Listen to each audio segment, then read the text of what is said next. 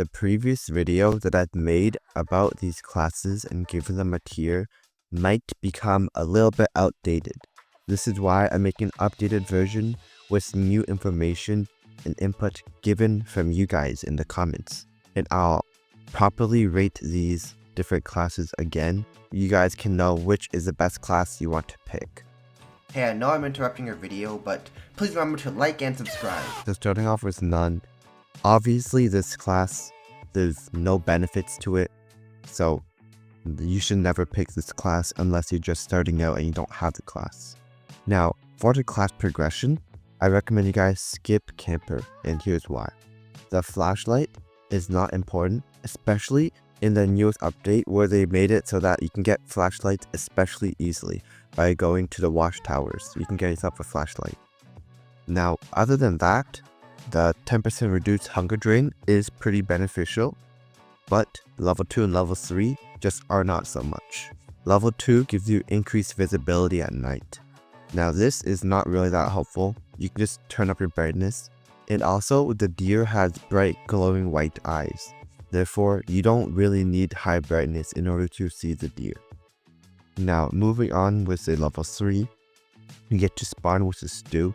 That is kind of useful, but not really, considering how there's a lot of food options around you. When you're outside exploring, you can eat carrots, you can eat berries. When you go ahead and take down some wolves, you can go ahead and eat their meat as well.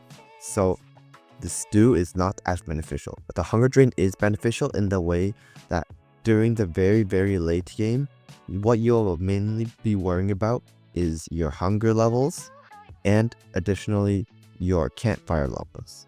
And you want to make sure that both of those are maxed out. Now, moving on, the scavenger is a 25 gem class, and this one is one that I highly recommend. I placed this one really highly in my last tier list, and this one I'll also place very highly.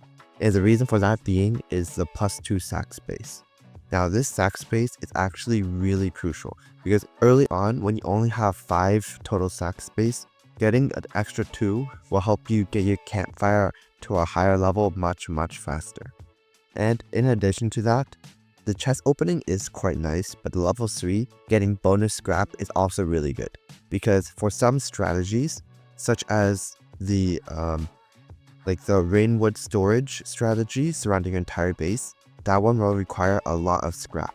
So to get an extra bit of scrap every time you go out adventuring is pretty crucial.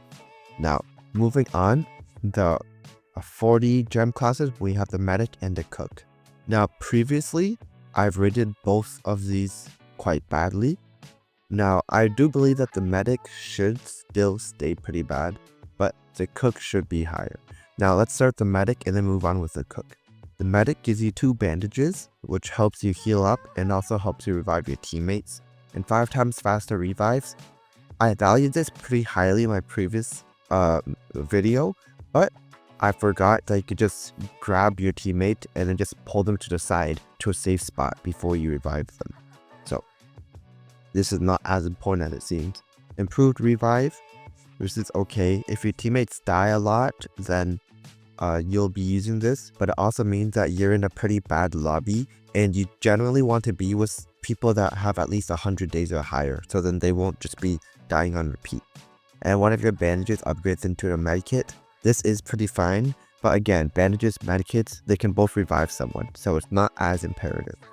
Now, if we move on to the cook here, the cook, previously, I valued it really low, but I actually think that the cook is higher. Now, the reason being is that the cook is only higher if you want to get very late into the game.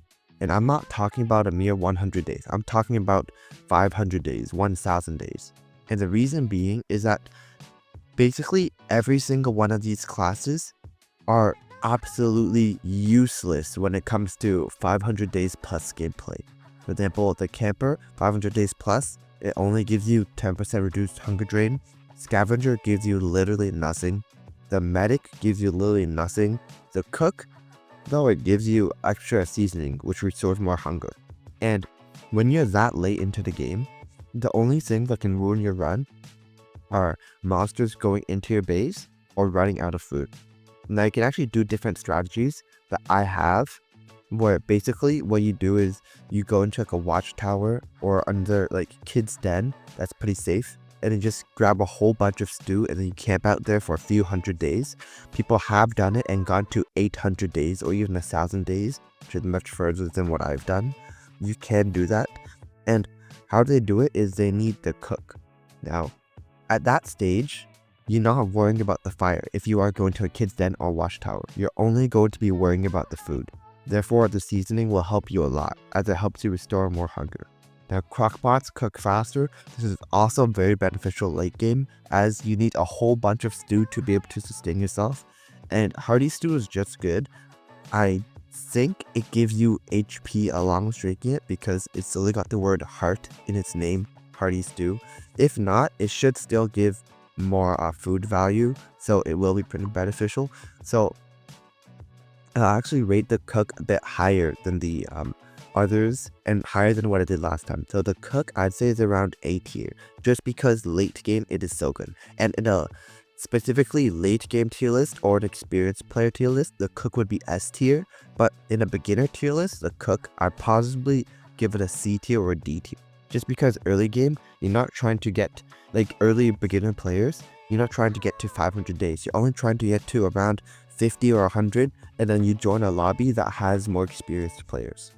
Now next up, the ranger and a lumberjack. Now, some people in my comments have been telling me, hey, I like using the ranger, it's really good. And they've been telling me that lumberjack just is not as good as I said it was. Now, I have to change my choices. I think both could be really good, and you need one of each on a team. Now the lumberjack, obviously the axe, you need to be able to get a lot of wood in order to get different crafts later on, and also wood helps you early on in trying to get as many things done on day 1 as possible. They can maximize the efficiency and speed run to 99 days. So that's what the lumberjack's good for. Obviously it's got the 20% chance to get 1 bonus log passive, or the 25% chance for a double sapling, so you can actually use a tree method by like blocking your entire base off with trees to prevent anything from getting in, and also the 20% chance to get 1 or 2 bonus logs from trees. This is just an upgrade from the level 1, and a good axe is pretty good as well. Now moving on to the ranger, why I'd want to rate the ranger higher than what I did before is because I forgot the importance of trying to speedrun. Now, some people, they're going for the, let me show you guys right here, the, no, not this one. Survive 99 days in less than 90 minutes, right? Now, this one is pretty easy to do even if you don't have a class. I'm pretty sure I did it classless in 70 minutes with a group. But if you want to do 60 minutes or less, then having something like a ranger in your team would be really helpful, because using the revolver and revolver ammo, you can easily clear out the first couple of kids dens really easily, like first 3 kids, and then you can definitely get the first kid the first day. The second kid the first day might be a bit of a stretch, but you can still do it because you have such a handy weapon here. Now starting off with 18 ammo, in level 3 you get 30 ammo, level 2 you just get more ammo per shot. Basically, all the perks make it so that you can just shoot more, so then it's really recommending you early placers, like early game, because later into the game, you won't be using the revolver that much. You'll be using something like the rifle, which is just a much better weapon. Now last but not least, the assassin. We already know this guy's S tier, he's literally the best class in the game, costs 500. The throwing knives, I think it's on par with the revolver, or it might be a little bit worse than revolver, but the thing is that you get so many of these. You can literally speedrun through the first couple kids dens. You can speedrun through all the kids dens, I believe, even the bears, so you can go ahead and take care of that. The katana will help you with like dealing with some wolves or dealing with some rabbits if you don't want to use your throwing knives. And obviously these perks just help a lot. For example, the level 1 perk, it gives you more sprint speed with decrease of HP, but if you are an experienced player, you won't value HP as much because you'll barely be taking any damage, so you will need sprint speed.